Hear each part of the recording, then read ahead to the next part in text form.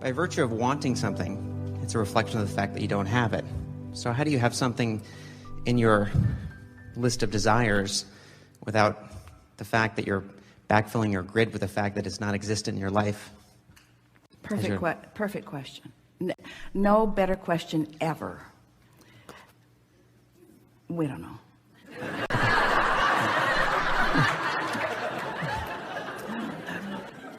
Everything that you want, if you'll ask yourself why you want it, you'll get to the vibrational basis of why you want it. And that's a really good place to be in your grid. In other words, I want the feeling of freedom from it. I want the feeling of fun from it.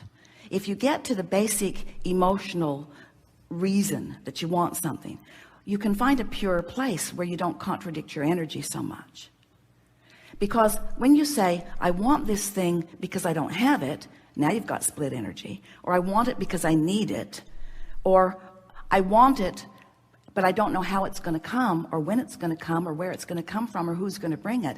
Those kinds of thoughts introduce all kinds of resistance to the equation and slow it all down.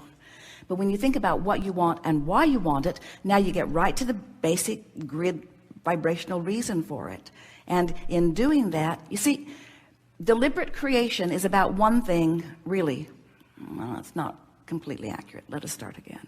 Deliberate creation is about asking and then allowing. We talked about the 3 steps. Ask, contrast helps you do that. Source answers, but then you've got to allow what you've asked for in.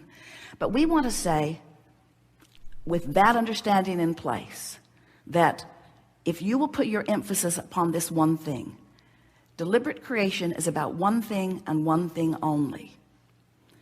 Not doing that thing that blocks it.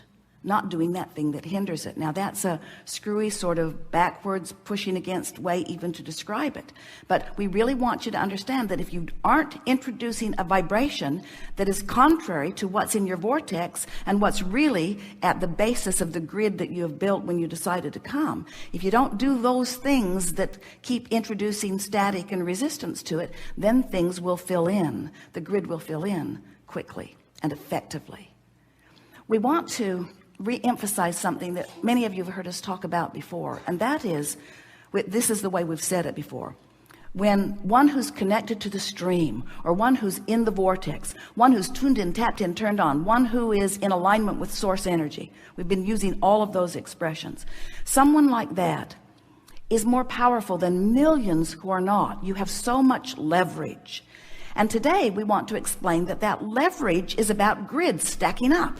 In other words, your leverage is about having this basic knowledge of well-being, and then just introducing more specifics to the well-being that are important to you without introducing resistance as you add the more specifics. Ooh, that was so good.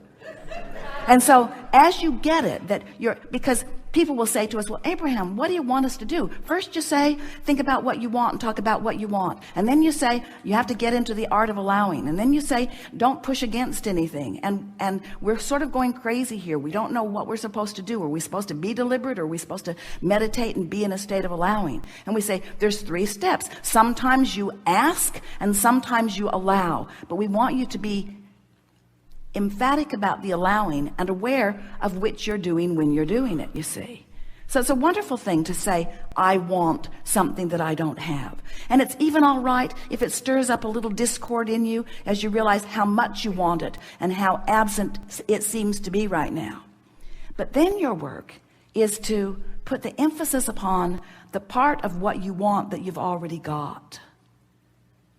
And there is no situation ever that the part that you really want, even though it seems impossible, is something that you already do have.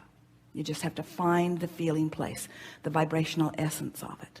And when you do, then the grid starts filling in with evidence that seems impossible, with evidence that seems amazing, with evidence that defies the logic that most humans are applying to all things. There is nothing that you cannot be or do or have once you establish the vibrational essence of it and practice it until you've made it your own. And the universe will fill it in with things that surprise and delight you.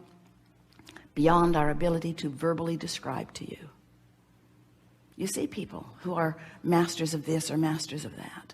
You hear tales of them. Most of you have never really met one who lives up to the standards that we're talking about here, but they are all around you. It's just a matter of finding the vibrational essence of something and practicing it, and then the grid will fill in with the manifestation. So the best question ever just evoked the best answer ever.